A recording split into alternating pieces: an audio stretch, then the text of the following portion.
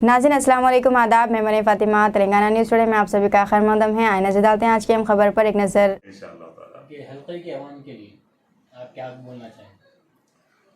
मैं गुजारिश करता हूँ कि हमारी तरक्की यहाँ पर रोज़गार का मसला है, सेहत आम्मा का मसला है।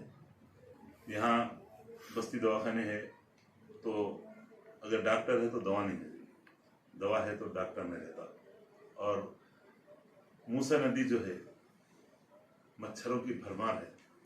हमारा इलाका है शातिनतरा 105 एकड़ था, अब 38 एकड़ हो गया था।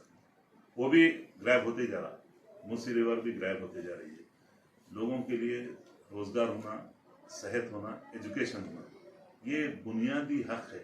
और हम पहले भी मुतालबा किए, आज भी हम ये इंशाअल्लाह ताला हमारी तजावीज़ है कि हल्का असम्बली कारवान में भी MD1 से हम नारसिंगी तक मेट्रो के लिए हम प्रोजेक्ट शुरू करने के लिए हम पिछले मरतबा भी गुजारिश किए और रेवंत रेड्डी साहब से भी हम मुलाकात करके हमारी तजावीज़ पेश किए।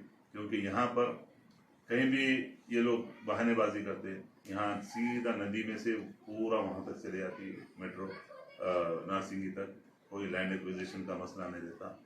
इससे रोज़गार का मसला हल होगा, क्योंकि बेरोज़गारी की वजह से जराइम फैल रहे हैं।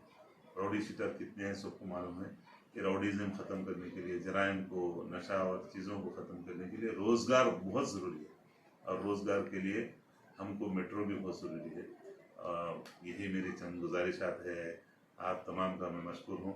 इंशाअल्लाह ताला कांग्रेस आएगी तो इंशाअल्लाह वादों से ज़्यादा अमल पर इंशाअल्लाह ताला अमल किया जाएगा। इंशाअल्लाह वादों से ज़्यादा आवाम की सहूलियत के लिए। अस्सलाम वालेकुम व रहमतुल्लाह। दीजिए नाज़रीन, मरियम फातिमा को इजाज़त। मिलते हैं अगली खबर के साथ, तब तक के लिए हमारे चैनल को लाइक, शेयर और सब्सक्राइब करना ना भूलें। अल्लाह हाफिज़।